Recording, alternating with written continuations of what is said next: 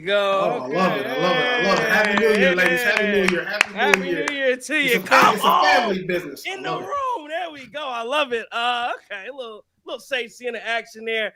But yeah, let's get it started. Come on in the room, as they said. Come on in the room. The Bucks win it this afternoon, 120-112 over the Indiana Pacers. The front running Indiana Pacers down 19 and get the dub. Doc is our doctor. She gives us our medicine in our room. We are live. The Cream City crossover, the Guru Travis Dirt. JT. Chris King. Justin. Yeah. Happy New Year's Eve, everybody. Man, we're going to celebrate, have some fun. Drinks flowing tonight, I hope, of course. We're going to celebrate. It's a reason to celebrate. The Bucks win 120-112. Get at me on the Twitter at TCIIESQ. Get at me on the YouTube in the chat. And let's have some fun with this one, man. Bucks win it 120-112 over the Indiana Pacers. It was a fun game. It was a frustrating game at times. But at the end of the day, the Bucks got the job done. Let's do a game recap here. Giannis, did he have 20, 23, 25 points in the did he have 24, 25 in the second half? It was a rough first. I think he had 4 points. I think he had 4 points in the first half. So that means he had 26 points in the second half. 30, 12, 5 with 2 steals tonight. 11 of 20, 55% from the field. He was a plus 12. Excellent job from Giannis in 35 minutes on an 11-day break. Chris Middleton, 15, 6, and 7. Again, frustrating player, but gets the job done tonight. Brook Lopez didn't play a lot there. And after the third quarter, he finished with 16, 5, and 3. Andre Jackson Jr. only 11 minutes of action, 4 points, 2 rebounds. Damian Lillard, 9 points, 5 assists, 4 rebounds, 2 steals. He had a rough night tonight as well. Bobby Portis, 14 and 15 with 2 steals in 30 minutes and closed the game. Taurean Prince, 9 points. How about Gary Trent Jr., 14 points, 2 rebounds. And A.J. Green packed in 9 points. And he had these bum Indiana Pacers, 25 points from Ben Mathurin, 20 and 7 from Pascal Siakam, 16 and 10 from Miles Turner, 10 points from Andrew Nembhard. Your boy, there's so many things I say about Tyrese. I'm gonna let him. I don't like him. You always talk about whose daddy was you talking about? You was talking about his daddy ugly. No, but you weren't talking about Halliburton's daddy. You was talking about somebody else's daddy that day. No, I'm talking about Halliburton's daddy. I thought you were talking about Jalen Johnson. Maybe it was Jalen Johnson's dad. I thought you were talking about. But Tyrese Halliburton, yeah, man, I can't stand Tyrese Halliburton. He want to challenge every play. 38 minutes, 12 points, 6 rebounds, 7 assists. These the threat. You talking about 40? Talking about threats? These dudes ain't no threats, man. They ain't no threats. 12 points, 6 rebounds, 7 assists. He didn't want the ball late. 3 of 13 from the field. He's a bum. The fall off. He's a bum. And you up there, him and his old dad. Halftime, his daddy. He's going to get hot dog. He hopping around. Sit your ass back down. Watch the show. Watch your son get beat down. Obi Toppin, 4 points. Hey, Obi Toppin. Hey, I see you got a Dayton shirt on. I know they got to win against LaSalle tonight. Yep. LaSalle. Yeah, Obi Toppin. Trash. Yeah. I want Bobby over Obi Toppin. I'm sorry. TJ McConnell, 6 points, 5 assists as well. But the Milwaukee Bucks, the story of this game was it was the 2 halves, just very different. You had a team in the first half. You had Giannis, who he looked like a guy who hadn't played in 11 days, and he hadn't. And again, I'm just recovering from an illness. I thought initially, said this before we got on the air, I thought that maybe the Bucks were trying to, use this illness after the cup. It's like maybe they're really trying to rest guys. No, I'm going through it. My entire family's gone through it. JT, you said you've gone through it with your family. Justin, your family, you going through it. Whatever this illness is in the air, it's there. It's rough. Yeah, I don't even know if that's enough. I don't know if this might be. Hey, man, wash your hands, cough in your sleeve. Get you some of these and go crazy with them. All that. Some of these and go crazy with them. Right. But yeah, I totally believe that the Bucks were they were hey yo. They got wipes for that. They got, what do they call them? Dude wipes. Dude wipes. They got the dude wipes. Dude wipes for that. Everywhere but your ass crack. Everywhere but that. So wipe down every surface with them. Use the wipes, bro. It's great to have everybody back, man. It is good to have everybody back. But again, this was the difference between the first half and the second half. Giannis in the first looked like guy hadn't played in 11 days. Dame took him a long time to get going. But what I like most about this game, when the Bucks were down 19 and down double digits in the second half as well. They never let go of the rope. They never let go of the rope. And I believe they were down 12 at the end of the first half. They win the game by 8. They win the third quarter 35-27. So an 8-point win in the third, and the fourth they win it 32-21. That was good basketball. And I want to give a shout out one time as well to Doc Rivers, because what changed this game was you talk about Gary Trent Jr., but what changed this game schematically was going to a 2-3. And Doc Rivers, especially in that third quarter, fourth quarter, went to 2-3. I mean, I think Indiana at one point in the third, they went 7 actual game minutes without scoring a field goal. So shout out to the Bucks. New Year's Eve matinee games, 2:30. Not really getting up for it. Giannis coming back from an illness. Guys been in and out of the lineup. You find a way to go get you a dub. Good job for the Milwaukee Bucks tonight. And how about this? One more thing before I let you go, JT. How about Chris Middleton play 31 minutes tonight? How about that? How about what we're seeing? This ramp is going up for Chris Middleton. He has some turnovers, but 15, 6, and 7. I'll take it. That's what I saw, JT. What'd you see? Well, a lot of what you saw, sir. Yeah, let's talk about that. Chris Middleton playing 31 minutes tonight, and I like it. It wasn't pretty, but that is significant. Seeing Chris get to those types of minutes. And look, this was a win where earlier this year the Bucks would have definitely lost this game. They would have lost this thing. They would have went into halftime, down 11, gone in, ate oranges or whatever it was, sat around and just came out sluggish in that third quarter, and this thing would have gotten ugly. But it does feel like they have, to an extent, turned the corner under Doc here, because that first half was just about as bad as you've seen this Bucks team look all year. Giannis only. You talk about Giannis having 26 points in that second half, having 4 points. In the first, Giannis only took 3-4 shots in that first half. I mean, he just did. Everybody looked sluggish, right? Maybe they're thinking about their New Year's plans or not. I don't know. They're gonna be somewhere downtown getting a lot, I'm sure. But to go into the locker room and kind of clock in that second half, that was impressive. That was 100%. Damian Lillard had a rough night tonight. That's gonna happen. It 100% is gonna happen. Fine. And like you said, everybody looks a little bit sick. They might be. I'm not talking about bar flu sick either. There's something going around in this Midwest air. Anyway, Gary Trent Jr., you touched on that too. Gary Trent Jr. coming on late. I thought what was interesting, though, you saw Giannis really kind of turn it on in that third quarter too. What was the deal with Giannis and Pascal going back and forth? Good point. I don't know what that was with Giannis and Pascal. And I say that because Giannis is the type of guy, he comes out of court, and he's either expressionless or he's like super fired up and he's making these faces and gestures and like getting himself going. But you don't never really see him going back and forth with these. You just don't really see that, right? So now Giannis, and I wonder if this becomes a thing. Giannis and Jaylen Brown, Giannis and Siakam. I don't know what it was between those two, but anyway, overall goofiness, but Giannis still stayed locked in, and you saw him trying to elevate his team. The other thing, right, you talk about Gary Trent Jr., we brought him in. This is what, nights like this is what you need. Right? I don't need you killing it every single night. Nights like this, elevate your team. Be a guy off the bench, the older statesman, because I know you got it in you. Elevate your team. And tonight, I feel like Gary Trent Jr. elevated this team at times. He certainly did. So, man, saw a lot of that good stuff. I'm certainly hope. I think the Pacers are a bunch of bums anyway. That hurts me because they are the Arizona Wildcats of the Eastern Conference, but still just a bunch of bums. I can't root for the Pacers, but hey. Guys, we got a dub. This is important. We got a dub. Let's take this into the new year. Let's take this momentum on, and let's build off of it. Rough shooting night overall, but hey, we found a way to win, and that's important. I feel like finding a way to win against this Pacers team is great too, because there may have been a little bit of a mental block with that squad, even though they're not playing that well, and we saw that in the first half with the Pacers being able to get out to a double-digit lead. But yeah, like you guys said, never let go of the rope. I mean, we saw a rough first half from Dame and Giannis, but all made big plays down the stretch.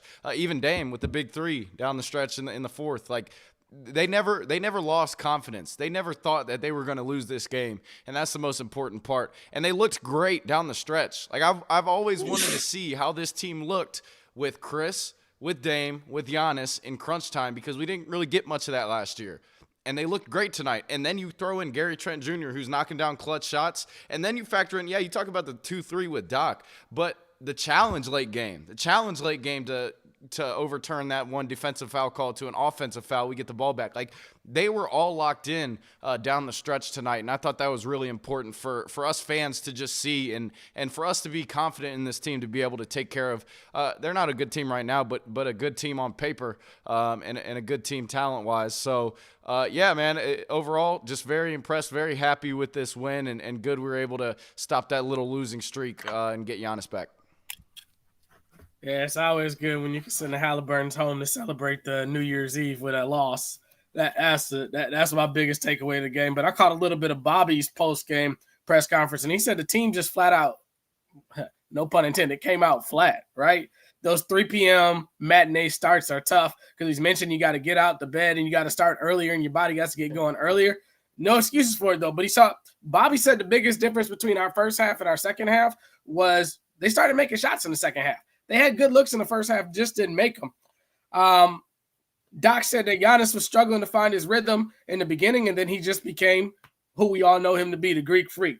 AJ Green never lost confidence. I thought that was key. I had that in my notes for the game. He had a couple that loose ball. I'm thinking about it in the corner where he knocked down the three. Really talked about Gary Trent Jr.'s offensive contribution, which you and all you gentlemen mentioned, but also his deflections in that zone, which led to a lot of transition and fast break opportunities for that. And I mean, getting deflections in the zone is huge because that really makes your zone an even tougher defense. Giannis's mid-range is going to be so important for this playoff run, and it makes it where you cannot just, as a lot of the people like to say, he has no bag and he runs and dunks. Well, I think he's starting to prove that. And then lastly, Doc's last point was that this is a very deep basketball team. And I think you see that with the lack of Ryan Rollins getting minutes tonight. You see Taurean Prince playing tonight. You see Gary Trent Jr. You see big minutes from Bobby. You see Brooks sitting down. You got a lot of different guys that can get you. And I mean, the important thing is we're going to have to keep hitting the three ball the way we are and defending, though. Because we sent a message with our defense in the second half, too. It wasn't just Indiana missed a lot of wide open shots. We took the ball from them. And, hey, man, I couldn't be more happy to see an effort like this with this virus going around, because Lord, if you think the boys was missing just to be missing, come take a weekend in my crib. Yeah, 100%. And you mentioned it, and we'll get to it in a second because I don't want to. I feel like every game I always got to get negative, and I hate getting negative after wins. Only because you mentioned Ryan Rollins and the Bucks, they had plenty of problems tonight. And you mentioned deflections with Gary Trent Jr. I'm thinking about the other side of that, where the Bucks had a lot of problems bringing the basketball up the floor. I think Chris had 4 turnovers. I'd have to look and see how many Dame had. Let me see, turnover-wise. Dame with 4, Chris with 4. And then you have Giannis as your other primary ball handler there. He only had 2 turnovers tonight. But again, 8 turnovers combined from your two. You try to have them as your de facto guards. And Doc Rivers, again, tried to get away with not playing a point guard. And that's what they've been trying to do. When they had a big 3 in the lineup, they try to get away because, again, DeLon Wright gone as far as playing wise, and you get to this point where Ryan Rollins should be your backup, and you're just trying to get away without one, and that's going to be a key. It's going to be something to look at because, again, if you're on the other side of this and you're looking, okay, how do you beat the Bucks? How do you defend them? Oh, I'm pressuring you 94 feet. I just am because I have real questions as to whether you can bring the ball up consistently, especially once Dame goes off the floor. But we can get in that in a second. But yeah, I agree with everything you guys said there. I mean, that mid-range from Giannis, and to your point, I don't know. I think it was more about. I think he would have gotten rhythm without the talking. But to your point, JT, Giannis is not. Again, you see, he does the mean mug every now and then. He might, he might do a little swag stuff once he hits a shot or a big time dunk or something. But other than that, he's not. You don't really see him, like you said, going back and forth with guys, especially early in the game and in the third quarter. So I'm guessing Siakam had to have said something or done something to him for Giannis to react that way. But I thought it was funny. There's one point in the third where, again, at this point, they're going back and forth. And, like, they're both yapping at each other. Giannis come down, clank a mid-ranger. Says Siakam come down, clank a mid-ranger. They having a mid-off in the middle of the court. And so, but again, Giannis was locked in late in that third. And then some of those shots in the fourth, I'm thinking about the fadeaway on the baseline that he had, which was beautiful, and then the one-legger as well. And again, that's why we go back to that. Remember that game, Justin? We were at that Charlotte game where in the final seconds of it, Giannis pulls up, takes the mid. He hits that mid-range shot, folks. Like, again, it's different than him taking a three. That's not that's a turnover. Giannis takes and hits that mid-range. And he had a dagger one tonight. And like you said, you mix it in with all the stops that they got on Indiana late in that basketball game. It was great to see the intensity and pressure ratchet up as that game got later as the Bucks found their way into it. I would agree with that. And I love the fact. So listen, can we acknowledge that Giannis now has a bit of a mid-range jumper? Come on now, like he has talking about this like Giannis got that mid-range jumper, right? It's like that. It's like that girl you was dating for a while. She go away for it. She go away. You ain't seen her. She come back. Now she doing some things you didn't know she knew how to do. Hey. Right? Stuff like that too. That's exactly what it is that you're seeing with Giannis, right? And needless to say, you impressed regardless, right? As long as you don't dig too deep into how and why, what she learned, whatever. That's the same thing with Giannis here. He's a guy who he has diversified his skill set here. He's diversified his offensive bag. And I don't know if the East is really ready for that too. But what I really do like about that Siakam thing is, and I go back on this as well, he doesn't go back and forth. But it kind of feels like, hey, that was a little bit of the jolt he needed. That was it. Because again, when Giannis is celebrating, when he's thumping his chest, when he's making the weird faces and everything else, it's to get himself going. It's not to and maybe fire up his own teammates, but he ain't never doing that in anybody's direction. So personally, me, I like a little bit of beat. Get messy every once in a while. So you go back and forth with him, right? Go back and forth with Siakam. Yeah, they come down now. I don't like the full-on LA Fitness thing when you coming down the court talking all that, and they're right, he messing. Okay, what we doing? But having said that, no, Giannis 100% redeemed himself. But I do hope that national media and the rest of the league start to respect something, because you can talk about Giannis not having no bag. Well, I don't know about y'all, but I'm seeing something, and it ain't no damn clutch. I'll tell you that, it ain't no clutch. It's a weekend bag at the minimum. But Giannis is I like what we're seeing here, and the other thing is, if we keep seeing this mid-range shot, how many folks in that East gonna really be able to defend him with his skill set? Don't start letting us see this mid-range shot 6-7 times a night. Don't let that start happening. Yeah, you mentioned the Pascal thing. I mean, I even saw it with Mathurin in that fourth quarter. Like Mathurin is the same type of guy who will talk, trash, or he will get fired up just as much as Giannis does. And Giannis is going right back at him, going right back at the Pacers. And that was how the Bucks were able to get over that hump. When they were hovering around a 4-point deficit, 3-point deficit, 5-point deficit, Giannis was able to answer everything Mathurin did. And I think, Mathurin, to his credit, he adds a different dynamic to that Pacers team. But I think Giannis, that also fired him up a little bit and was able to get them back in the game. And, they were never really out of it in the fourth, but to get them over that hump. So I'm going to say that Giannis and Pascal going back and forth may be that African lineage, and those guys have a deeper bond outside of the court, kind of like when you would see Magic going back and forth with Isaiah Thomas back in the day or something like that, where guys are friends outside the court in that friendly banter. Now, that Benedict dude, that's not no friendly banter there. That dude talk all game. And I'm going to tell you something. Chris, I do agree with you. He's a good player, but he also a selfish player too. He took quite a few shots that were ill-advised shots. And I'm sure if they got I don't know what the hell they got down there, Dairyland cow milking post-game show down there, whatever they call it, because they damn sure ain't pacing nothing in this Central Division. But if they had a post-game, I'm sure they talking about your boy Benedict the same way that we talk about Bobby at times, right? Bad shots, you holding the ball. There was a time, I think it was like 55 seconds left on the clock. He had Halliburton wide open on the wing, and instead he tries to go and shoot a contested layup that he gets a bogus foul call on it or whatever, and that took 15 seconds off the clock. That's when we talk about Chris Middleton with basketball IQ. We talk about some of these guys. That's a low basketball IQ play. He's another one just like Halliburton to me, man. He's doing all that talking and stuff like that when they up, but when it be getting a little bit testy or be quiet, he clanking it off the back rim and got something to say to Giannis, man. I'm glad Giannis shut him up. I'm glad he ducked on Indiana, and Rick Smith is a bum too. Just throwing it out there. Real quick, to his credit, I wouldn't pass it to Open Halley either. There you go. With that hitch of that jumper, I'll probably taking it myself as well. But yeah. And listen, the thing about Benedict, right? Or should we call him Benny? Should we call him Benny? Benny might imply that we like him. We just call him Benedict, right? Yeah. But to be clear here, Benedict is from Canada, right? So I just want to be clear that nobody named Benedict. You're not born in Detroit. If you're black, your name is Benedict. That's just not how this thing works. And I say that because we saw the way he was going back and forth too, where he had some stuff to say, and that wasn't friendly banter. It wasn't. Benedict had real beef. and now Benedict gets to go home with disappointment. But the other point that I'll make though too is, I think you're right. I didn't realize that Siakam and Giannis is the African banter, right? Well, can we turn this African banter into buckets, guys? And next time we gonna start doing this, like, if we can. I mean, I just feel like when you talk about Bird and Johnson and everybody else, they was talking trash and going down the court and making buckets.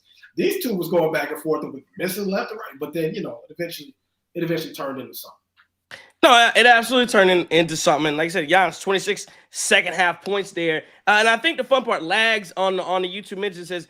Yeah, and it's a great point. He said Giannis started talking shit to Siakam down 19. And how much different, because you know who I didn't see say a word tonight? Tyrese Halliburton. And Indiana was up, but that's the difference. What Mike, you saw the documentary with the MJ documentary where he got the baseball bat. He said, hey, the make of a man, can you talk when you down? Can you talk when it's 0-0? Can you talk then? Don't talk to me when you up 20. Don't talk to me when you up in the series 2-0. Talk to me when the score is even or when you down. Down 19, Giannis starts yapping. And again, I love it because again, there's no fear. That's the make of a real man. How the character of a man right there. And Giannis is gonna talk to you down 19, up 19, indifferent, doesn't matter. He does that. ND says, "Hey man, that's adorable." I'm assuming you're talking about the interest there with Sage to Sienna. I appreciate that. Geo Plays says Gary really coming into form. We got to talk about Gary. King of Kings says Giannis best player in the world. Basketball Reach says brilliant Giannis. Mac P says I'll take the W starting New Year's, right? 15 big rebounds for BP. Let's read a couple more here. King of Kings says Giannis went beast mode after all the weak fouls against the Pacers. And Akis. Comment. Akis. What's that? We're gonna skip over Yusuf's comment. I just skipped through some. What's he got? Oh, okay. Okay. Akis Papa de Lopez says Giannis for MVP. Zazarus says all the way from Washington State. Great comeback. And then Yusuf Owalabe says Gary was just laying flat. I just saw the Yusuf. Better than Malik was giving us last year. That's crazy. Gary laying tight. Taylor Thompson. This is the type of game they would normally have lost in the past, where they stick in there, pull out the win, speaks volumes. Happy New Year, Crimson crossover. Happy New Year to you, Taylor Thompson. But let's go back to Yusuf talking about Gary laying that pipe tonight. And that's what you wanted to go, JT. He laid the pipe. 14 points for Gary Trent Jr. in 28 minutes. Somebody else mentioned it too, talking about. Let me see. This one that says, Quick Draw McGraw says GTJ has earned his starting spot back, but can the bench unit afford to lose him? So let's look at the bench here. 14 for Portis, 14 for Gary Trent Jr., that's 28. Torian Prince with 9, so that's 37. And then AJ Green with 9, so 46 bench points tonight for the Milwaukee Bucks. That you talked about this team becoming deeper, and then you have Chris Middleton, who now jumps in and has 15 because now he jumps from the bench to the starting lineup. You get 48 from your bench. Like I said, now Torian and Gary Trent have been relegated to bench duty. Where do you go with that when you talk about Gary Trent Jr.? And again, you talk about those clutch baskets. I mean, the Bucks were, I believe, I believe they were 4 of 21 from 3 after the first half.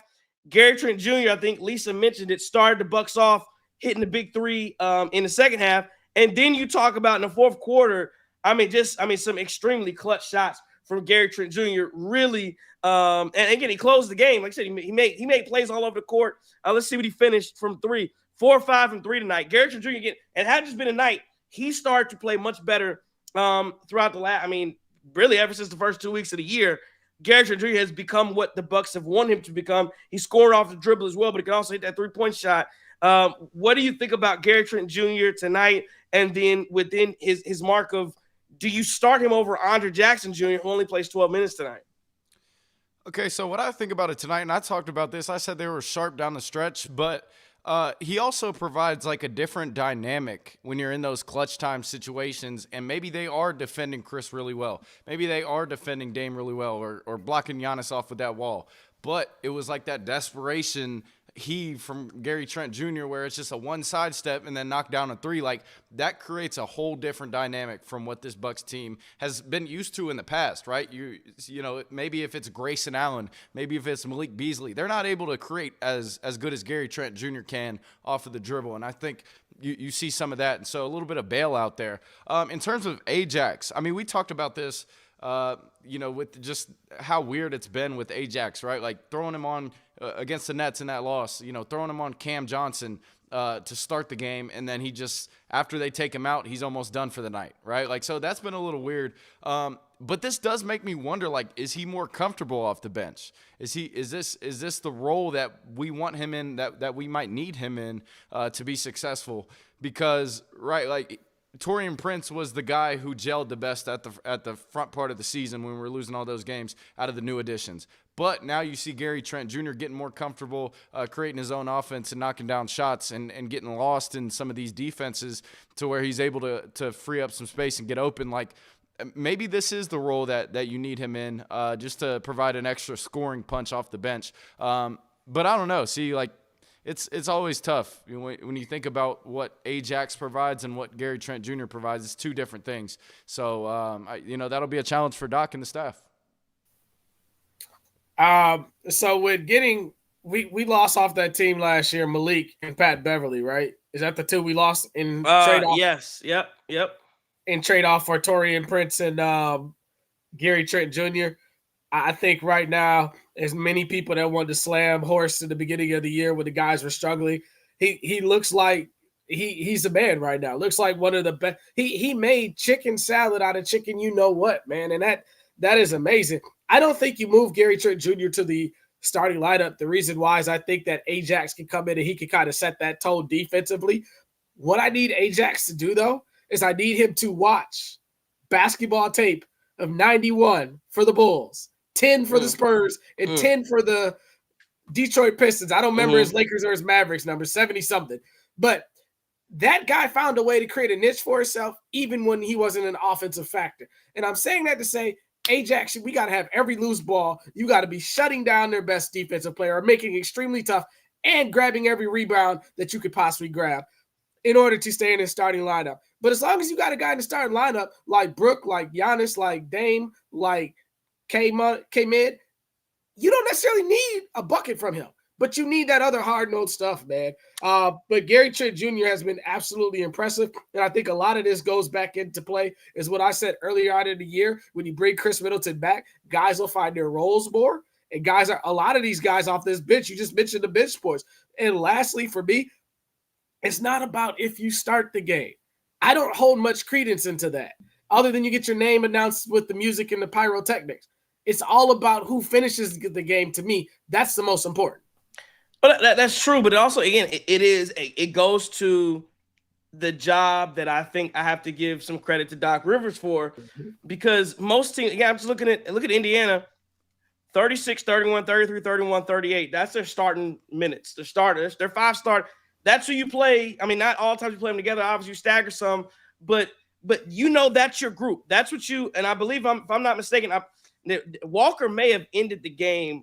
I believe Walker was in at least for some of the fourth. Yeah, I think just for defensive purposes, I believe Walker was in for some of that. But generally, your group you're going with is Ben Mather, Pascal Siakam, Miles Turner, Andrew Nembhard, Tyrese Haliburton. You know that night in, night out. That's what you can go with. With Doc Rivers, it is different. You don't know. You got Chris on the bench restriction. I don't know how many minutes he can play. We got to figure that out. Giannis and Dame are the only guys you know every night. Here's like I can go out there and they're gonna play the normal allotment of minutes. Brook Lopez only 23 minutes tonight, and Andre Jackson Jr. 12 minutes. I mean, it is very hard to coach when you're starting lineup you're throwing out there.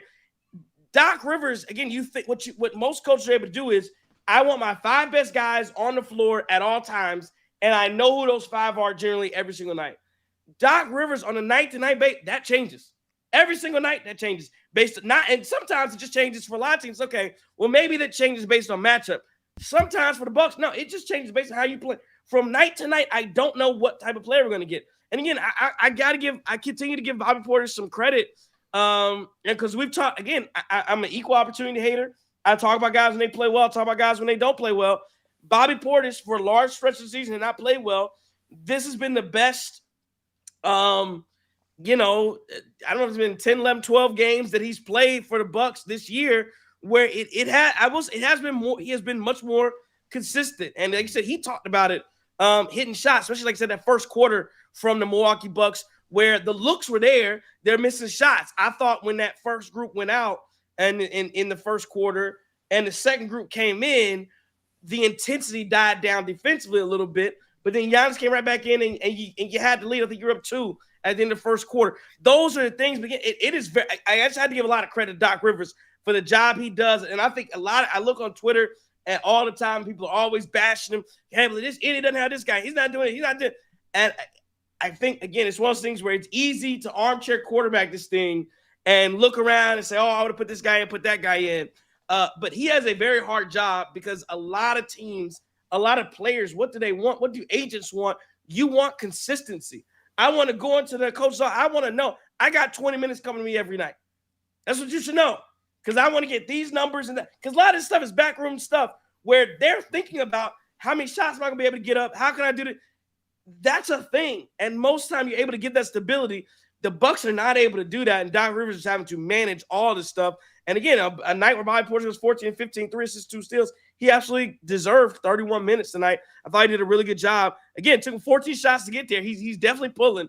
But again, Bobby Portis, another guy, did a great job. Taurean Prince off the bench. You got to find ways to contribute, find ways to score. And Brook Lopez as well. He looked like he had a tough time. But like you said, Doc Rivers, and let's go to tail 2 halves, where you look at Doc Rivers, and especially that second half, takes the Bucks into a zone, and that really seemed to mess with Indiana's offense and their flow.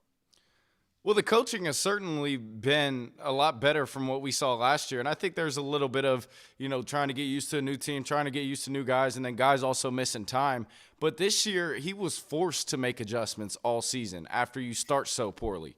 And at some point, you're going to have to ride the hot hands and give guys opportunities that may have not got these opportunities if they started the season red hot. So I think that's been something super desirable, is just having Doc make these kind of adjustments, give these opportunities, and not be hesitant to, DMP guys if they don't have it, or quick trigger after they may, be a -6 in 12 minutes like Ajax. Like there are certain teams that you play against that guys on the roster are just not as equipped, or they're well equipped to play against. And that's what you love out of an NBA coach, because you don't want this team to get kind of robotic. Okay, I'm checking in at the 6-minute mark here no matter what. And, at the end of it, nothing happens. You just continue to lose. But for them to turn it around in the second half, and like we've struggled with third quarters this year, and for us to be down and be able to fight back and kind of pull the reverse card on what we've allowed teams to do this year,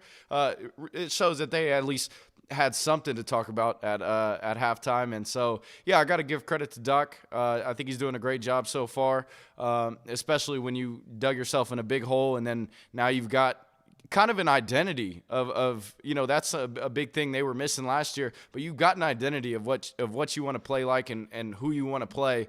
And I think guys are buying in. So it's good all around. Yeah, definitely, man. I think the biggest difference you've seen between Doc and Mike Brown is, from what I understand from a more 400 level view, that Mike Brown didn't want to go in and didn't want to make any adjustments to what his philosophies were throughout the season. He thought that he just let the guys play their way out of it. And like Chris mentioned, Doc was forced into some of those adjustments, but we got to give this guy a lot of credit for making adjustments. So he could have just decided to, hey, we got the best player walking the earth and another top 75er, and we got Middleton coming back, so we just going to sit there. But he didn't do that. He made adjustments. We've seen A.J. Green get minutes. We've seen Ryan Rollins get on the court. We've seen insert young dude here. And we saw Gary Trent Jr. get kind of sat down a little bit when he was struggling a little bit, partly because of back spasms, but I think partly because of the way he was clunking in the lineup, right? DeLon Wright isn't touching the floor right now. Right. And it's not that we want these guys to do bad or we root against these guys, because as long as it says Bucks on the front of your shirt, I'm going to cheer for you. But I think Doc has made some considerable adjustments. That zone defense is working well, and it forces guys to make shots. And you saw when we went to Boston, we didn't play as much zone because they have a lot more perimeter threats on that wing. So, man, kudos to Doc. I think him and that entire coaching staff from top to bottom, even with the challenges today. We mentioned the challenges. Spot on, phenomenal challenges. And, man, it's a great performance. And this is why this guy is a championship-level coach. And I know we got a lot of people that bash him. But I've always said, man, Doc ain't have no dogs with him. We ain't got to talk about what he had in Philly because we already know about them. We get Guru going for an hour on the Philly boys. And then look what he had with the Clippers. I mean, is Blake Griffin seem like a dog that's going to go out and get it for you? He'll talk like it, but I don't think he is. These are dogs that he has, and let's see what he does with a full year with these dogs, man. Well, I also real quick, I want to talk about just kind of the ability to have some camaraderie between his stars as well with himself and not being afraid to save them from themselves. We go back to that 2-minute mark where the Bucks are missing, but we're holding on to a 1-point lead. We're getting stops on the defensive end, and Giannis has the ball, getting ready to go downhill, and Doc calls a timeout, right? And so it's like, oh, my goodness, like Giannis is even getting mad, but then they go into the timeout. Yes, they turned the ball over and missed a shot after it, so it didn't look great. But, like, that's the kind of stuff because after that, then they were still able to get stops. And then after they got over that hump of missing and turning the ball over, they went down and scored the rest of the game. So, like, being able to – I feel like these guys trust him, but I also feel like he trusts himself and trusts his judgment over, a superstar player like Giannis, which is great. Like I do feel like you have to have some cojones as a coach in the NBA, and to be able to save, your stars from yourself, because who knows, maybe Giannis goes down and turns it over, and then they go down and get a bucket, and it's just you got to save your guys from themselves at some points, and Doc is doing that, and he's asserting himself as the lead guy. Well, yeah, I thought it was a good timeout just to take it there too. But it's always a good timeout. Again, now that was his use or lose it. Right before the 3-minute mark, you have 3 timeouts. You don't get to take that one with you because under 3 minutes it goes to you have 2 timeouts left. But you should take it all the time. And a lot of coaches now they just always take their use or lose it timeout. I hate it when I think the NBA has to do just a totally different thing with just in general with how many timeouts teams have. Because what I hate is all the time you'll see a team take it with 3:30, and then and then they get down the floor, they take a shot, and the other coach comes to take his use or lose it right after that, and then you have 2 breaks right there. I thought the reviews, some of the reviews, the Bucks had a good review. I thought it was a great explanation that they gave because I thought the officiating was shaky at times. I thought Indiana got to play with a little more aggression than the Bucks, especially in that first half, and then I think it kind of evened out a little bit in the second half. But I thought that was a great call. I can't remember who did it. But because Dame reaches in, right? He makes contact, but they deemed it marginal contact, and I can't remember who it was, but he hooks Dame, and that was the foul. So I was Nimhart, so, and they called an offensive foul. Bucks got the ball. That was great. And then but then you had the Pacers making a challenge, and I think the NBA really needs to do it. They need to do what the NFL does with the expedited review, and they need to group in Secaucus that takes a review and says. Because the foul Indiana took when Chris had the ball clearly gets straight, got hit in the face too. Got hit in the face, got hit on the arm. They rack his arm. They call a foul. Indiana then challenges, of course, desperation challenge in the game. I don't blame them for taking a challenge, but that's one where Secaucus, before the refs even get over to the video board, they could have said, "Hey, no, that's a foul. We're gonna keep moving." And instead, we're watching it. I mean, it just took 45 seconds that it didn't need to take.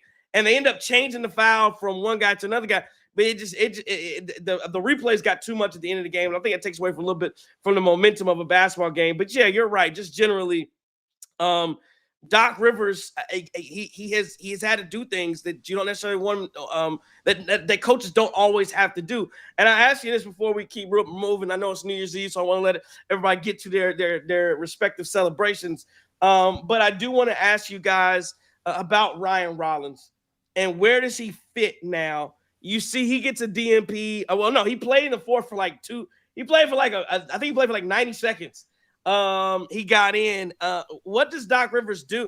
Do you roll the dice again? Because what Doc Rivers clearly is trying to do is have somewhere between Giannis, Dame, and Chris run the show from a ball handling perspective. What do you do on the other side of this? It seems to me, especially when we have an Indiana team or a team like Indiana, a team like Boston, if you will, or a team that has a dog defensively who thinks they can pressure you 94 feet, it seems like you need to have a backup point guard try to run things. a true dedicated backup guard that can at least you can get the ball to and get in and out of sets. Do you think Ryan Reynolds needs to play no matter what? And if so, that means he has to take minutes away from somebody. Because I think that's the thing Doc Rivers is trying to figure out here is how do you allocate these minutes, especially with Chris Middleton now rolling up into the 30s, because this is the first game we've seen Chris Middleton play 30-plus minutes. Do those minutes, I don't think they can come away from Gary Trent Jr. It's got to be, I guess, some type of hybrid between Taurean Prince. That's the thing. Ajax starts a game, he only plays 12 minutes. So I mean, you're taking hell, and really Ajax's minutes come for the majority of the time. If he's not playing well, he gets 6 minutes in the first quarter and 6 minutes in the third quarter, and that's it. Like, so it's not. I mean, so where are those minutes? Are they? Is it Ajax? Yeah, it's got to be somewhere between AJ Green, Taurean Prince, and Ajax. If you think you need to play him out there, I don't know. It's another interesting question for Doc Rivers, but that means that means you're going as 5, 6, 7, 8, 9. That means you're dedicated every night to going 10 guys deep. So I've liked what I've seen from Ryan Rollins, although the offensive game hasn't necessarily came all the way full circle yet with him. Like, I think that there's still a lot to like, but there's a lot left to be desired with his offensive game. And that just comes with experience and playing. Remember, this is a guy who is on a two-way and has been in the G League pretty consistently. I think he was with the Warriors, the Santa Cruz Warriors, and then the Go-Go for a little bit. So he's always been this two-way player, but you're starting to see that he belongs defensively. I felt like a little bit towards the end when AJ Green in the fourth quarter was on Mathurin, I feel like he just got out-physicaled by Mathurin, and I feel like Ryan Rollins is the perfect defender to not let that happen to him. Like, we know AJ Green can defend a little bit, but I think Ryan Rollins just poses that length and that strength to stop some of those straight-line drives that sometimes AJ Green is expending a lot of energy on the offensive end to where maybe it takes a little bit of a hit on the defensive end. So I think there's a lot of ways you can go with this, right? Like, if the chat was talking about it. If you do throw Gary Trent Jr. in the starting lineup over Ajax, well, that's 12 less minutes that can be given up to maybe Ryan Rollins in certain spots in the game. And you can throw him in there with the second unit and see how he does. But, the turnovers have been a thing with Ryan Rollins as well. Like, he's just not ultimately all the way ready offensively to be like your number one backup point guard. He's handling the ball, because if he was, when Damian Lillard was out, Chris Middleton wouldn't have been having the ball in his hands so much like he did when Dame was out. So, yeah, man, I think that there is certainly a spot and a role for Ryan Rollins, and there should be. The kid's 22. But I also think, yeah, there's some things that need to be cleaned up offensively. Defensively, I think he can play.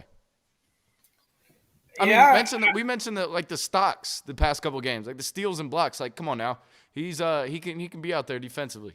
So. Yeah, absolutely he can. He's a great defender, somewhere in between there, progressing. He's trending upward though. Yeah. I mean, my concern talks about kind of what you hit on, Chris. So as far as handling the ball, I don't think he's the best ball handler at this moment. He shows glimpses of being an amazing ball handler, and then he has those 22-year-old NBA turnovers that are going to come. And that's okay, though. But I do think that he needs minutes, because I think we need to stagger these minutes, because remember, we're not the youngest team, and we've went the past 2 years with some of our past 3 years with some of our big pieces being out in the playoffs. So our goal is to get these guys to gel together and get to the playoffs. So with that being said, you got to find a way to, even if it's cut down some of Giannis's minutes, some of Dame's minutes, that's okay, as long as it means we're healthy and hopefully we start getting up by a lot. But we got to get this guy on the floor, because at some point during these playoffs, and we all saw for the 21 championship run, every guy from 1 to 15 may have a role they have to play at some time. We don't know what the future will hold. So get these guys on the court. That's actually a really good point, too, that you mentioned the Giannis and the Dame minutes, because, yeah, we've talked about that on this show, too, where those minutes jump up to 37, 38, Giannis, 36, 37, and you don't really want that. For those two guys in the regular season on a nightly basis. You would like them around 31, 32, if you will. So, yeah, those are minutes where you would hope a Ryan Rollins could come in and definitely help out. Let's go to the Twitter, see what they're saying. At Twitter, at Curly_Synergy says, Gary Trent Jr. with some huge threes. The Wisconsin kid says, Giannis is special, needs some things to clean up, and trade Bobby Portis. Happy New Year's, fellas. At Chris Bucks 34 says Bucks would have swept these cocky pricks in the playoffs with Giannis. They still needed six. They still needed 6 to beat a hobbled Dame and Chris on 2 bad ankles. NYC Randy says, shout out to Gary, MF, and Trent. He deserves praise. Trade Bobby. GA is something special. He was talking down 20 and ran them down midi after midi. That's how you do it, Hallie. Real tough guys don't wait till they get up to talk shit. On the lower side, KM work on that ball handle. Good W. At Drew Barringer says, didn't think they had it in them, but that's what a great what a great second half, an incredible way to build into 2025. R-Mill 53 says, turn the CTE game into a comeback win. At Joey_Calora says, 95% sure Halliburton did touch the ball for the final 6 minutes of regulation. F that front runner, another fake tough guy, but at least Hero has that killer instinct, man. He's comments hilarious. Well, he had to hear his face hit the floor the other night. Yeah. Terry Rozier got it. It's too easy. WTA says, thank you, Siakam. Giannis got it once Siakam started talking. You love to see it. And then last one at Catalyst P says, never ever forget number 34 is our legend. Hilarious. And all this stuff. I mean, it's just funny to me to see like all these guys, these Twitter folks just throw in there in the midst of like happiness that they won. Trade Bobby, like whatever they say. It's just like they just throw it, love to throw it in there. And mine Orlando mentions again 15 rebounds by Bobby Portis. So again, it's a really good night for the Milwaukee Bucks. And again, just I was most impressed by the effort to me, just the effort in a game that a lot of people, especially again, I was getting the Bucks Twitter all day long, all night, all afternoon, that was just very upset with the effort and how they were playing. And again, you could just see it, and it just shows you how Giannis is such a difference maker. And it just took a couple shots from Dame to go down. And imagine if you had Dame playing well for the entire game, this would have been a rout. But the Bucks, of course, win by 8. So again, just a really good night from the Milwaukee Bucks. Anything else you guys want to go at before we get in the game balls? No, I mean, I guess I thought of something with Ryan Rollins too. Like I thought it was great for Ryan to get those kind of minutes with the guys out, but you also want to see him get some minutes with the superstars in the lineup. And how that kind of looks with, Giannis being in the lineup, Dame being in the lineup, and, running those guys together. So I think, yeah, there's a little bit of that that you would like to see as well. And just overall, great win, way to bounce back, nip the 2-game losing streak or 3-game, whatever it was, in the butt, and go get a win against the Pacers team. Well, and also going to the Ryan Rollins, it does show there's an amount of trust there from Doc Rivers because, and Steve Novak said it on the broadcast, but in a high pressure game where, things are going nip tuck back and forth and both teams are playing a high energy. I know it was only 90 seconds, but for your first moments of a game, we're going to throw you in the fourth quarter, basically in the fire. You haven't even been able to get loose, nothing. There is an amount of trust there that Doc Rivers clearly has. And again, I know it was only 90 seconds, but it was interesting. That's when he's like, all right, I need 90 seconds from you, Ryan. Boom, go out there and just trust you not to screw things up. And again, could have went Ajax, but he went Ryan Rollins there. So it's always interesting. Yeah, and I mean, the thing about Rollins is you're going to put him in when you see a dude like McConnell, like Halliburton go on one of those heaters, because I think he's a good defensive guy to put in there to stop that type of stuff too. Like we mentioned the other night with Shake Milton going crazy for the Brooklyn Nets. And what we got them next, but we won't have to see Shake because he already shipped out to L.A. The trade Bobby stuff is wild to me. Y'all already know it's wild to me. It's just crazy. No matter what this dude do, they gonna say trade him. I mean, clearly, some of you Bucks fans don't remember trading Tim Thomas and how much downhill it went after that. But, I'll digress. Y'all go ahead, keep talking about trade Bobby, and then we'll be looking for them 15 rebounds one day. We won't have them because we'll be getting in whoever you want to throw in there. Pink Shoe Boy. You say Obi Toppin. That boy was garbage today. What's not garbage? Curly's. Curly's Waterfront Sports Bar and Grill. Absolutely, man. Lakeview Boulevard, Pewaukee, Wisconsin. Go out there to Curly's, have some fun, enjoy yourself out at Curly's Waterfront Sports Bar and Grill. Remember, every Bucks televised game, $3 bottles and pints. And then, of course, as you know it, they do have trivia and bingo on Wednesday and Thursday nights. And you know what they're giving away in trivia and bingo? You do well? Section 102, row 23, seats 1 and 2. Curly's Waterfront Sports Bar and Grill, proud sponsor of the Cream City Crossover. Take yourself over there, enjoy yourself. Go to Curly's, tell them the Guru sent you. Tell them the Cream City Crossover sent you to Curly's Waterfront Sports Bar and Grill. Robert Henry says, happy 2025, fellas. Fear the deer, great comeback win for New Year's Eve. Els Tynan says the flu-ish is real. Been messed up for like 3 days. I'm telling you, I was messed up. So my son has been, he still has a cough since last Friday. Today is what? Today it's now Tuesday. It's been over a week that he had a call. I got sick right after him. Still, I'm almost done with it. But I mean, it has been a thing. Mono Lander says, I don't care if Bobby doesn't score a single point. I want him to give me those rebounds and no turnovers, please. I think he does have to score though, because that's I do get you. The Bobby Portis thing again. It's defense and then having to score. But again, if you can hide him in a 2-3 and you can at least rotate, can you be in the right spot in the 2-3 zone? And the Bucks, for the most part, they were tonight. And Bobby was he was a positive. You have him in the 2-3 zone. He's in the right spots. He was definitely a positive tonight. And I was just surprised that Rick Carlisle and the Indiana Pacers, for basically from about 7 minutes into that third quarter, throughout the rest of the game, they could not figure out the zone. And I don't know if it's because teams don't practice it or whatever, but there was a play where they got it to the middle. Miles Turner pulled up for the free throw line and hit a nice jump. Get the ball to the middle. Like it is beating the zone. Now you have to shoot well, but all you got to do is get the ball to the middle, and then you can work from there. Again, I would say it's not easy beating it, but the Pacers like they've never seen one before. So I don't know. But again, you know how I think about Rick Carlisle. I think he's very overrated. But that's another thing. Gary Trent Jr. made it difficult to get with those deflections. My bad. I mean to interject, but he did. Those deflections made it tough. And I mean, that's the best I've seen us play this zone this year. But I also wanted to mention, Giannis got that 4th foul with about 9 minutes to go in the third quarter and did not pick up another one. And that is superstar high-level IQ basketball, if at its finest level, in my opinion, not picking up that 5th foul. Yeah, and then you would also want, probably if you're a Pacers fan, you're thinking, hey, we should have attacked him a little more than, because Giannis is you talk about high IQ. Well, sometimes he makes bad decisions and then commits that 5th foul. But definitely good job by Giannis to stay out of that foul trouble, because you certainly needed him down the stretch. Yeah, and again, the Pacers, in the fourth quarter, Pacers went to zone 2. They went 2-3 as well. Bucks shot well. Gary Trent Jr. hit some threes in it. I don't know if Bobby hit a 3. I think AJ may hit a 3 in that zone at some point. Dame knocked down shots, and then you had Giannis, like you said, attacking, cutting through it, and piercing through that zone. Did a really good job as well. And here's the other thing that was impressive for Giannis as well. At the free throw line, 8 of 13. Again, I know that's 61%, but there was one point he was 7 of 10 at one point during the game. So the majority of his damage was done. He missed a couple at the end there, but again, just a really good night from Giannis all the way around. Let's do game balls. Where you guys going? Wait.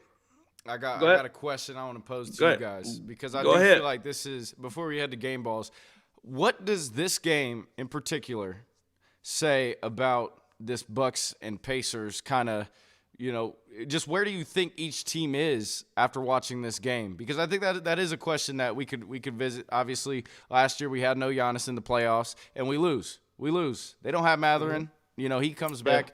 This year, what is the overall kind of consensus about, where we are with, the Pacers in terms of matchup wise? Because they're not a good team record wise right now, but I do think that they could make a push for the playoffs. Yeah, I think just personally, to me, it showed me, and I got a text from our guy Danny Levin, so I won't take full credit for it, but I think, but I agree with him when he said it was and this was before the game ended. He said, win or lose, this just shows me that Indiana can't beat Milwaukee in a series. And I agree with that. I mean, it shows me. Again, when it's a 10-point game and Dame hadn't scored a point, and this is the highest scoring duo in the NBA, and you aren't absolutely dominating that game, yeah, it shows me the Bucks are fine. And again, Indiana, they just don't have a guy that Giannis would be the best player on the floor. I think Dame would be the second best player on the floor. Again, Dame didn't score in the first half, still finished with, Tyrese Halliburton finished 12-7-7. Dame finished 9-4-5, which again, so he had a rough night, but he basically matched what Tyrese Halliburton did and played terrible for the majority of the game. So yeah, it just shows me they don't really have any options. They can't stop Giannis. They don't have any Giannis stoppers. Pastor Siakam can do what he can do to try to contain him. But yeah, if you have Dame doing what he does on a normal night, especially when Gary Trent Jr. is playing, yeah, this is a 5-game series at best. And Indiana, to really take that next step, you need like as good as Pascal is, like Pascal and even Ben Mathurin, you need a legitimate superstar. You're going to need a real legit superstar to beat the Milwaukee Bucks in the playoff series. Again, you think about teams that beat them. You're talking about a Boston in the last few years on the Boston Celtics team that beat them without Chris Middleton, and they had a superstar in Jason Tatum, and they have a big time star in Jaylen Brown. You're talking about Miami Heat, who have, of course, what they have in Jimmy Butler, a dog. I don't know if you want to call him a superstar because I don't think he won a championship, but he's definitely a big time star who has superstar like tendencies. And then you look at Indiana, who again is much different when you're not playing Giannis and Dame was out. So again, it really wasn't a series where you really needed to start. But if Giannis is in the series, you're probably going to need a superstar level player to beat him. And I look at this Indiana Pacers roster up and down, and again, a lot of talent, in it, but they just don't have that guy. So it just reinforces that for me that they don't have they don't have enough. They don't have enough. I don't even know with the healthy Middleton if we don't have the best 3 players on that floor, just one-on-one create your own shot and stuff like that. Like, the Benedict kid is he gets you a bucket, but he can also shoot you into a 20-point loss too, man. And Miles Turner, he was great last year when he's hitting all those threes and stuff like that. And Pascal was playing out of his mind, but I think both of you gentlemen just said it so well. Without 34 on the court, it's a completely different basketball team, right? And what we needed a healthy Dame, and we needed that bitch to step up more. And I mean, not to rehash the whole playoffs. We needed Bobby not to get ejected. We needed this, we needed that. But I felt like we pushed them as much as we could push them without your 2 best stars on the court. Yeah. And to me, what it shows me right now, I take this type of win over a belt to ass any day, because they probably thought they were giving us belt to ass in that third quarter. They were damn near up a dub. Yeah, they was about to cook us, and we came back and snatched that junk for them and walk off and, hey man, you better go drink you some apple juice, some of the sparkling grape wine tonight, because you ain't getting no champagne tonight after that ass whooping you took today, man. So I think we're trending upward. The potential is super high with us though, and I think Indiana, they're just mid. That's what they are. That's what they're always going to be. Oh, but then before you go, Chris, I'm just saying, like, I look at Tyrese Halliburton and his numbers, and 12-7-7. Again, that's just not. That ain't gonna get it done. I mean, again, you're talking about. Wasn't there a time when people were thinking Tyrese Halliburton was the next big thing? Where, I mean, he could go get you. I mean, there were some games when he had like 20 plus assists, where he was, where he. I mean, he was. You know what else was funny? I mentioned this on Twitter too. I saw Tyrese Halliburton makes like the most basic chest passes, and then he turns his head and goes, "Whoa!" As he throws, and it's after he like you didn't do. Yeah, it's like you didn't throw it. No look, dog. You just threw it and said, "Woo!" Like he did that so much. Punk, man. Like, man, hey, but yeah, I don't see it. What did he shoot? You said he had 12 seconds. What did he shoot from the floor? Oh, he was about 23% from the floor, 16%. It was March 13th out there, dog. He was 3 for 30. He was shooting tour days.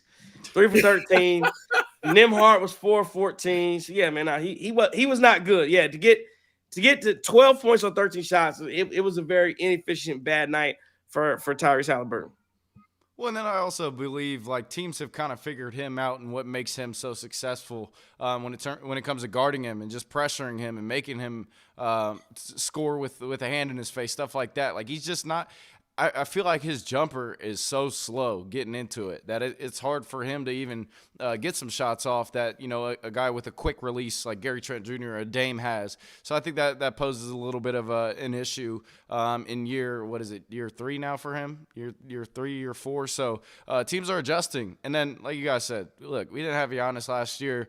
Giannis put up his career high against these guys when in that same season. So it's like, yeah, I don't think their defense is equipped enough to stop Giannis. And I agree with you guys. I think it'll be quick if we are fully healthy and we can and we get there. Well, that's another question.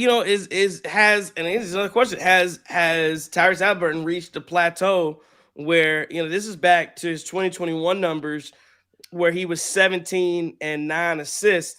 At 2022, he was 20 points and 10 assists. 2023 was closer to 20 points and 11 assists. And this year he's back down to 17 and 8.6 assists. So again, and in 3 more minutes. And again, only 34 games played, but he's playing 35 minutes a night now. He's down 3 points a night, and he's down almost 3 assists a night. That's a lot. I mean, again, if those are assists on made threes, that's 3, 6, 9.9, and then you're down 3 points. That's the difference between somewhere between 10 and 12 points that the Indiana Pacers are losing based upon what his output from this year to last year. So he's definitely taking a slight step backwards. And again, that's different. 17 and 8 is not like 20 and 11. I mean, he was averaging a double points and assists. He's not doing that anymore. So it's a big difference. Yeah, and the team definitely takes a hit when you have a guy like Mathurin out, because it's a go get a bucket league, guys. Like, this is a league where it's kind of centered around guards who can score it, and if Tyrese can't do it, you're definitely willing to let Ben Mathurin try to go for 30, for 40 maybe, So I think him being in the lineup, the ball's just not popping as much. You're not seeing as much transition running out and going out and, leaking out and all that stuff that they were doing last year to put up 130 a game. Like, that's just not happening as much to me when you have a guy like Ben Mathurin in the lineup again. So, yeah, they're going to have to figure that out for sure. Yeah, it's amazing. This team was leading the league in points last year. I can't believe it. Jerry says if Damon and Giannis are healthy, it's probably a sweep. I can see that.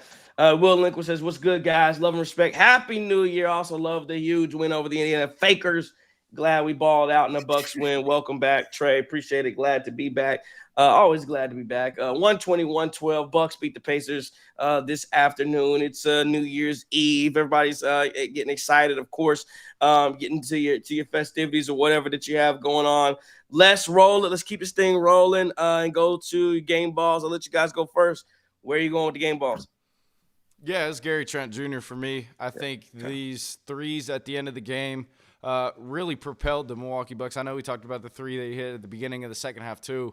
Like, for him to create his own shot in a moment of desperation when you're up, 2 maybe at that point, 3 maybe at that point, extend the lead with the shot clock winding down, like, that is what the Bucks have been missing for a long time. And like we talked about, I talked about, when you had Grayson Allen, when you had Malik Beasley, those guys are stop and pop, catch and shoot guys.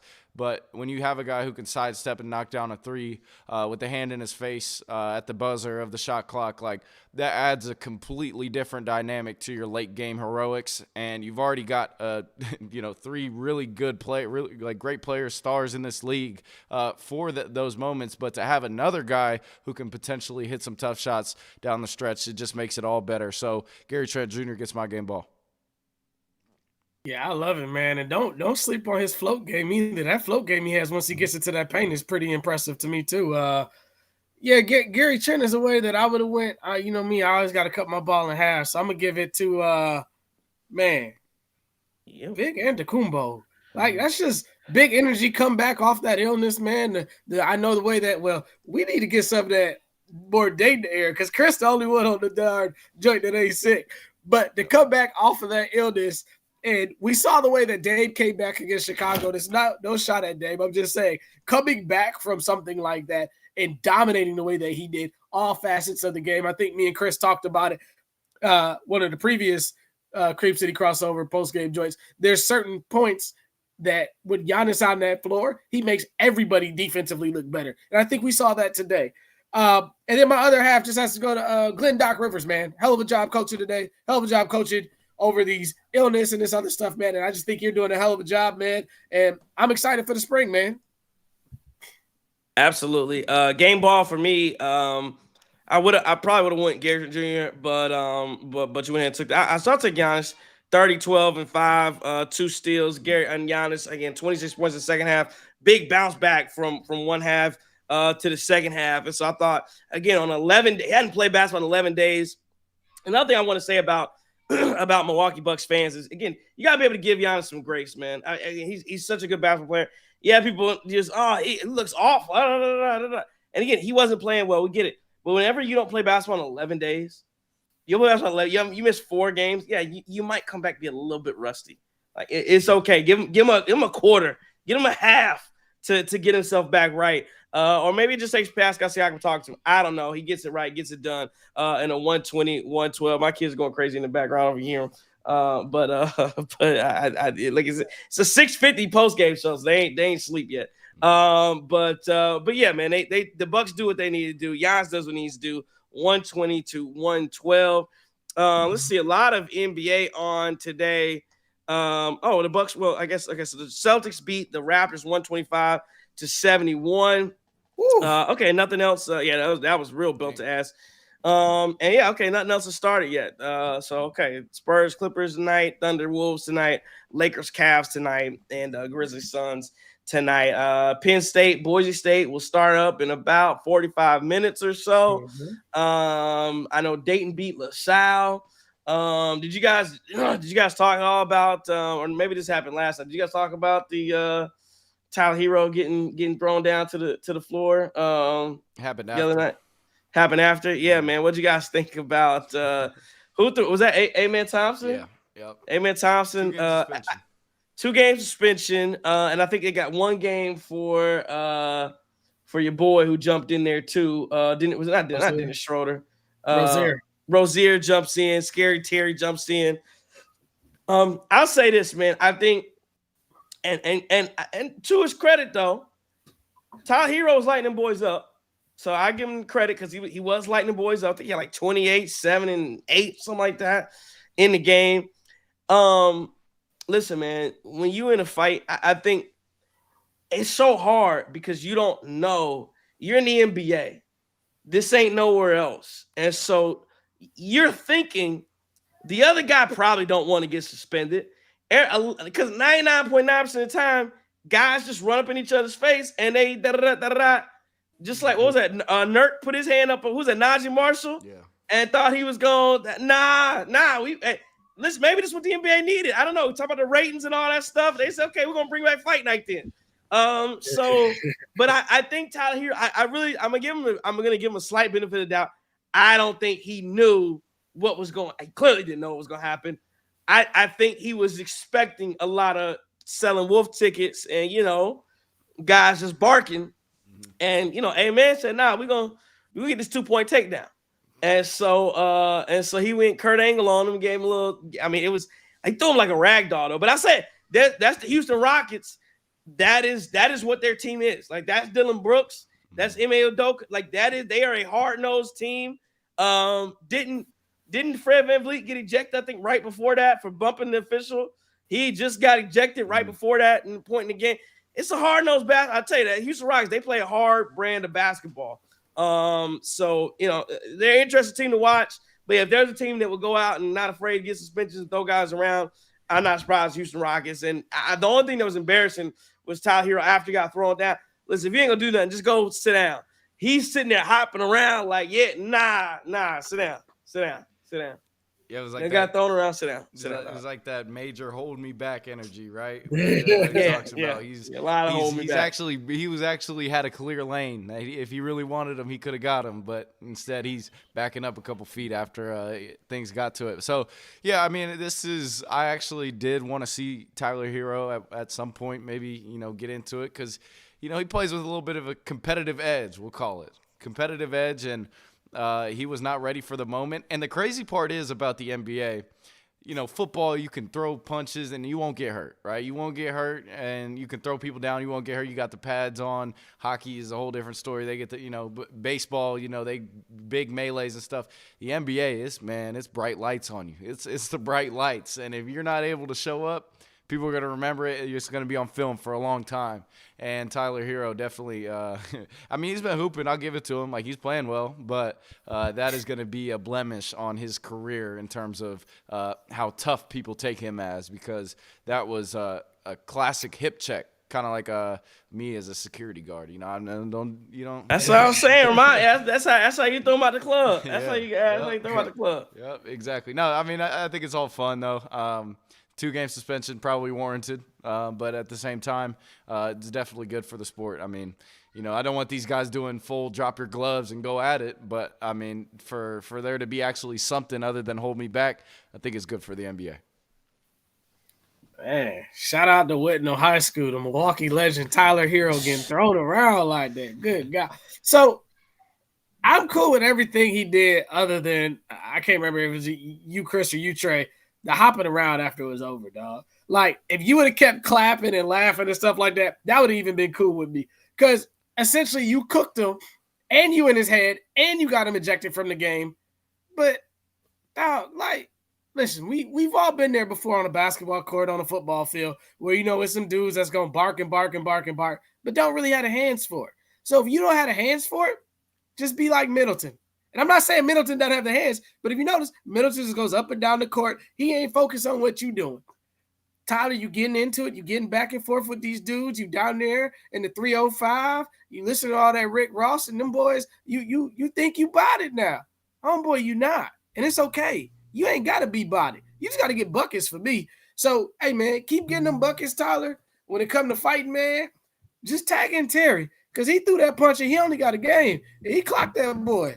Look at the end of the scrum. He got him. Scary Terry real. He got a front and a back net tag. You don't mess with them type of dudes. Chris, don't throw them boys out the club. Get the bigger dude to do those. Yeah. He's from Youngstown, Ohio, so I definitely don't doubt that he's like that. It's rough out there, boy. It's rough. But that heat culture is fake, though, by the way. Heat culture is gone. Oh, yeah. None of that heat culture stuff. I don't want to see that. I don't want to see that anywhere on Twitter. Yeah, it's over. Tyler Hero's not heat culture, whatever it was, anyway. What do you guys think about Jimmy Butler wanting out of Miami? He's rumors he wants out. There's a rift between him and Pat Riley. Where you guys going with that? Yeah, we talked about this a little bit after the Bulls game.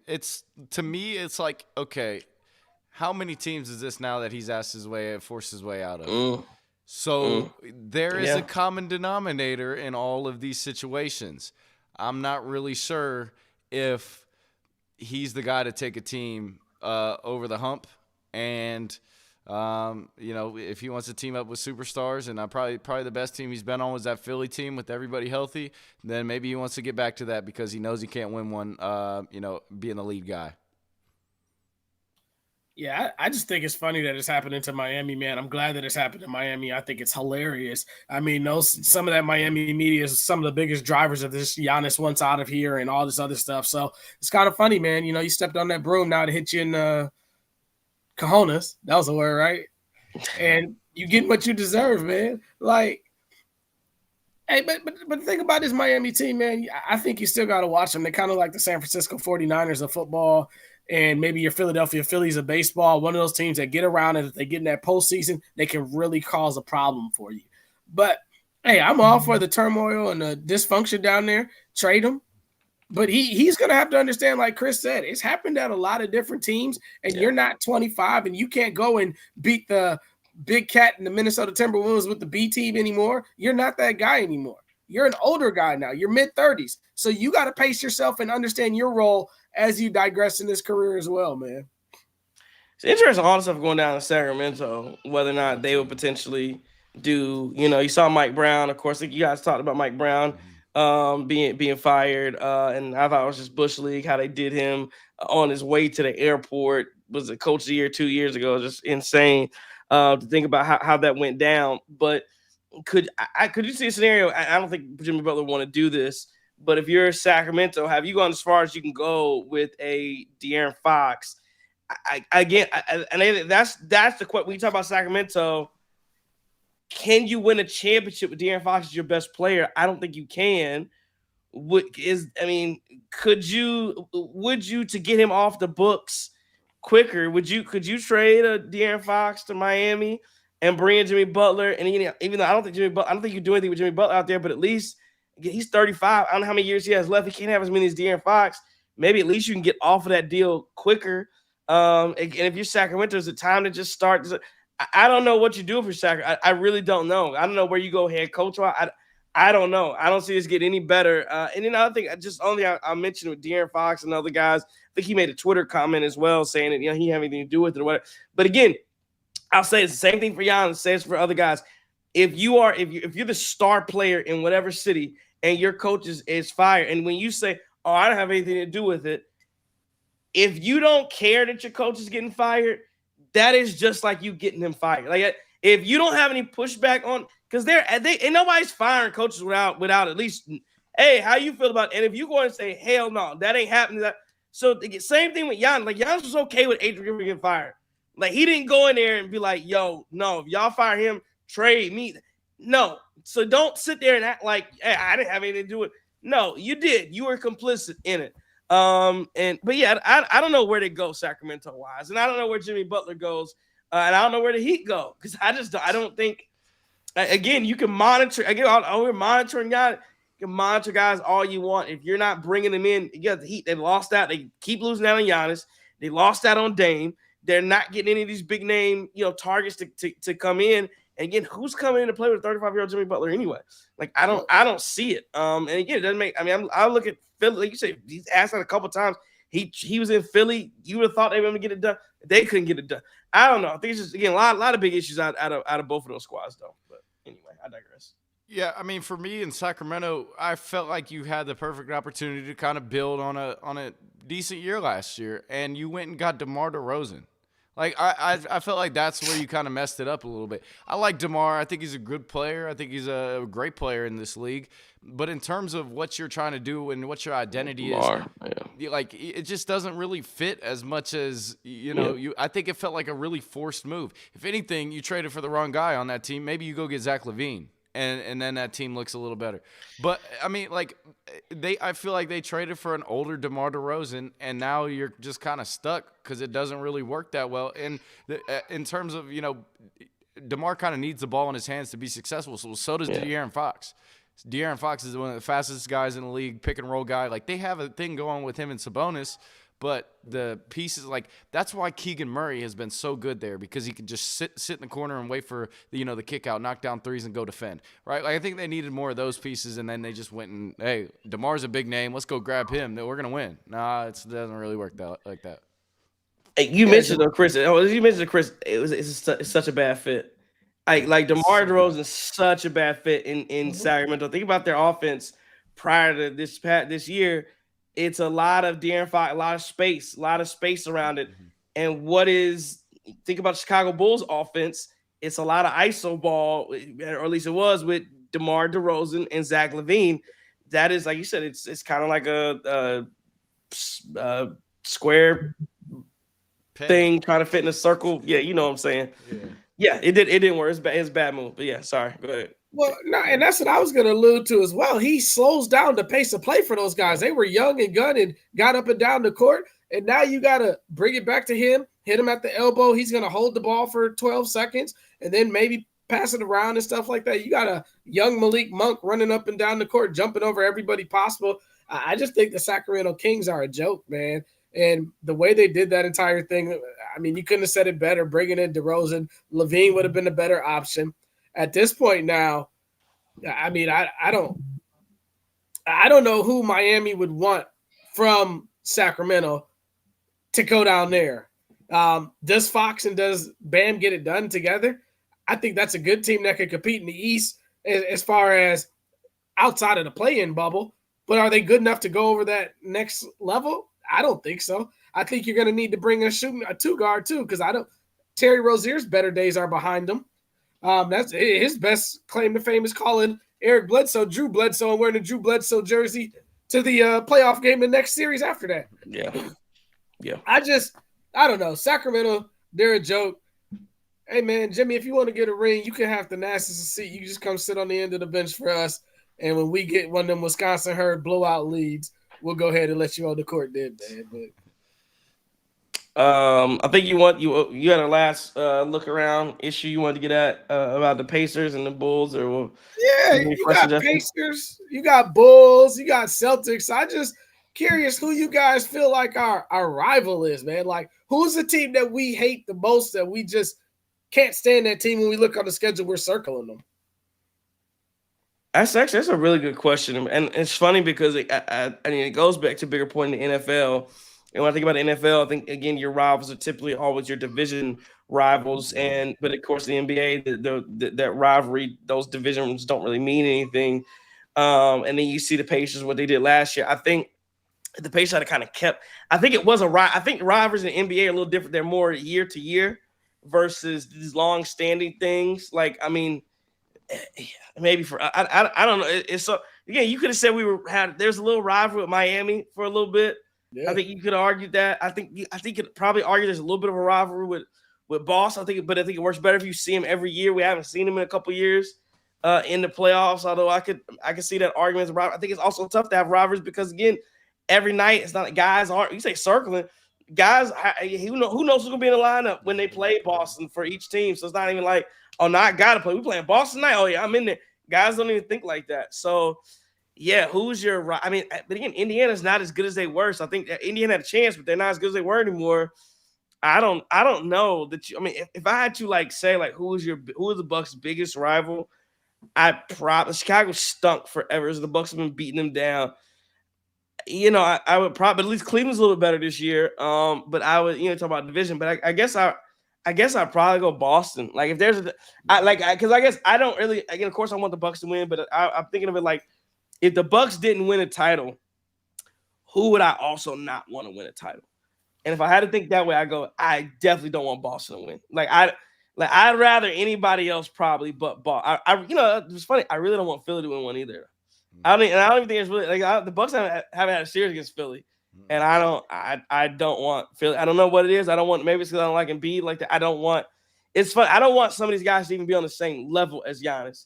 So in one sense, I don't want Denver to win the title because I don't want them Joker boys out there to think, oh, Joker's got that's joke because they love and Joker's. I really don't want a Joker to win another title. Like I want Giannis to kind of stay there because again, you're looking for who's the next star in the NBA. I don't know. I said a lot. I don't know. I guess if I had a default, I'd go Boston. Well, for a while there, when we got knocked out by Jimmy Butler and telling Drew Holiday he owns him. Like for a while there, I thought that was the rivalry. Like I thought it was like, oh man, they got us in the bubble, but we got them on the way to a chip, and like this is over. And then they go get us in the first round when it's like, feel like kind of not a bounce back year, but a year after you didn't have Chris Middleton in the lineup for the Celtics series and whatnot. So like it was like 3 times in the last 4 years. I'm like, yeah, Miami, and then they just kind of have fell off a little bit. I think it's Boston now. I definitely don't want to see Tatum get 2 rings over Giannis. I actually was joyous when Jaylen Brown won the Finals MVP because some of the Boston fans are kind of insufferable about the Giannis versus Tatum kind of thing. And to be fair, I mean they've had our number, right? So it's definitely Boston for me. I like to go back at them this year and get over that hump. So being born in '82, it's been Boston. Like just hate them since birds, since all that. My number 2 would be Miami, though, because the same stuff you mentioned. And then, we got to remember, we lost that series because Kevin Love scared to play basketball, trying to take a charge. Like, just ridiculous. Basically. Yeah. And then if I had to look in a division, if I had to choose one, I guess it would be Indy. Because like Trey mentioned, Chicago hasn't been good enough to do anything. But it's still Chicago. If it's not a Blackhawk on the front of the jersey, they can all go to hell. So, I don't know, man. It's such a hard question, man. I was thinking about that the other night. Like, who do we truly hate? Like, who is our rival? So, I do hate Tatum. I do hate Doris Burke. I do hate whatever coach they have there. I hate Sam Cassell. I hate Luke Cornett. Like, I don't like none of them dudes. I don't like the Hauser boy because he wasn't good enough to play at Marquette. I had to run to Virginia. And his brother ran to Michigan State and played there for 12 years. Yeah, 1 so through it's 14. Boston. I don't like them. Yeah, 1 through 14. I don't like them. Right, there you go. There you go. Absolutely. Yeah, it is. Actually, it is interesting case study and thought there about what rivals and all that kind of stuff in the NBA. It's just tough to get at. Bucks win it tonight, 120-112 over the Indiana Pacers. Another stat coming out at Automatic NBA: most consecutive games with 25 points and 55% from the field against one team in history. Giannis is on this list twice. So you have there are a lot of guys tied at 11. But the top 2 are Giannis, with Giannis at 11. Giannis versus the Hornets, consecutive games, 25 points and 55% from the field. And Giannis right now, 14 times in a row, 25 and 55% from the field against the Indiana Pacers. So that is You Favorable know, stat. That's a favorable massive stat. numbers against the Indiana Pacers last 14 yeah. games. So missing during the playoffs, that was no big deal. But you know what's crazy about that stat? He was at like 40-something%, and he had to hit like I think it was 2 shots in a row to get to 50, right? Yeah. And I don't think he missed a shot the rest of the game after that. When Novak brought that up on the Oh broadcast. yeah, he did. Yeah, because you're right. He started off so poorly shooting the ball, and then you're right. Yeah, I mean, like I said, a couple of them were mid rangers too. I just saw a little ticker come across saying that Cleveland, speaking of Cleveland is the Browns are looking to stop ownership is trying to move their stadium out. They're trying to get a dome stadium outside, a little bit outside of Cleveland, and it looks like the city's trying to stop them from doing that or something like that. But anyway, it was interesting. See what's going on out there. Again, Penn State, Boise State starts in about 25 minutes now. Good game for the Bucks. They get the dub. Happy New Year's Eve to everyone. Again, we appreciate you all you guys. We'll see. Will Linquist says Boston, Denver, Miami, Lakers, all teams the media loves on, and they have set in stone and whatnot that these teams are superior. So he's saying almost that he's saying that basically he hates every team that gets this love from the media darlings. That those are your rivals. And the Knicks could absolutely be in that group. See Marquette's up 56-29 over Providence right now. Monolena says not hating, but Jokic literally came to the Pistons game 6 minutes left, up 20, and all the Pistons bench was playing, including the rookie, so Joker could get his triple-double.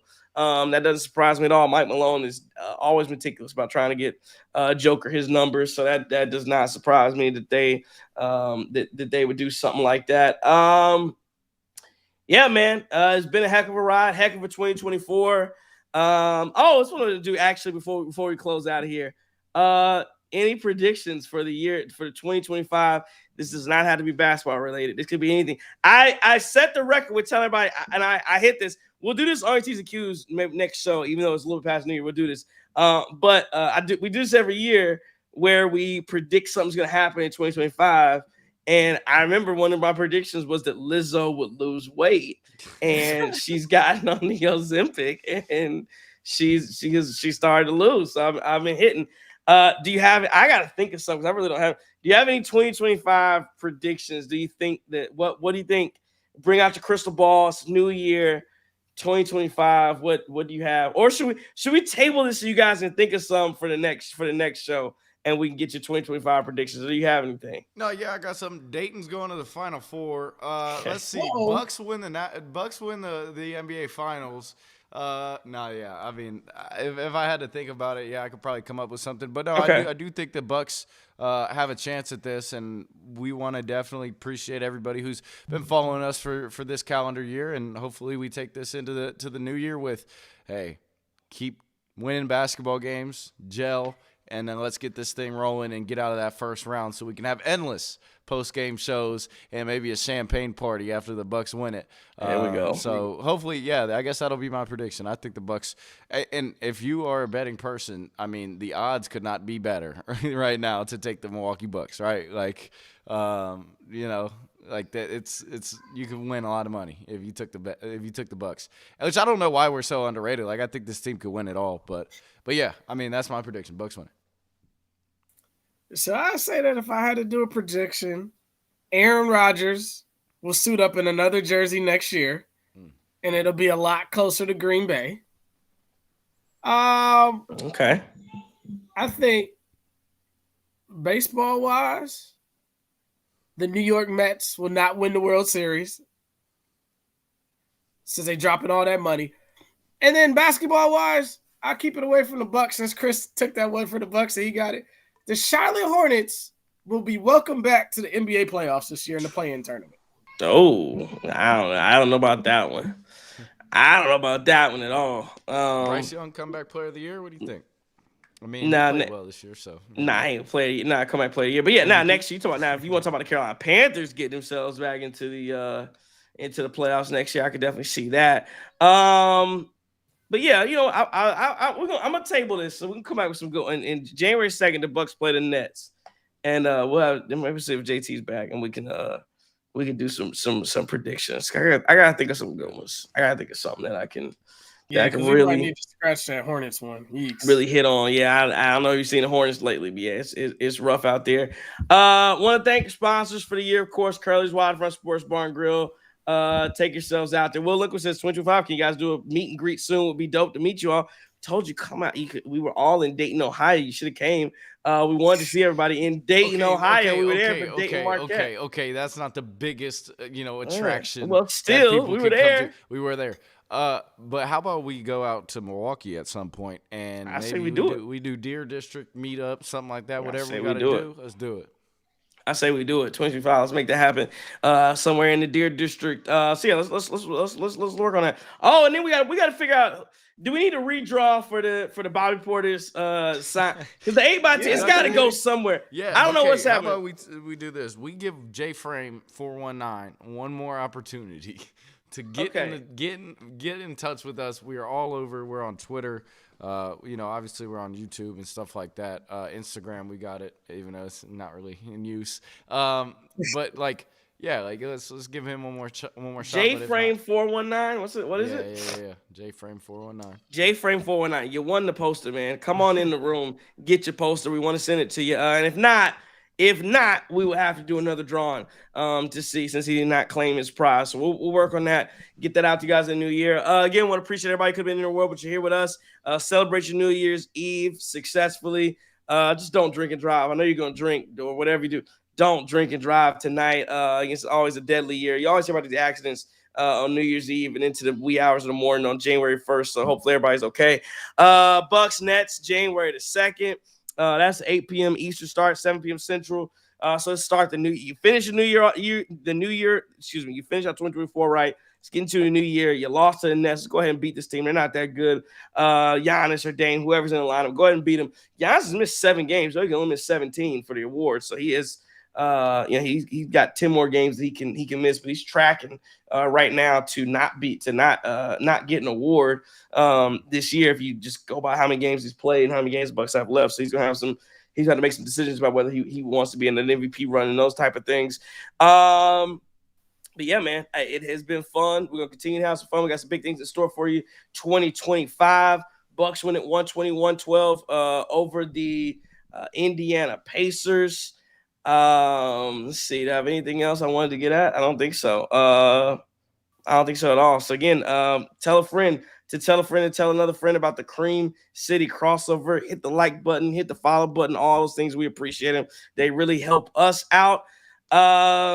This has been a Cream City Media Group production from the Guru Turk Officer III. Chris King. Justin. Happy New Year. If I am your enemy, it's only because I dare to tell you the truth. Don't take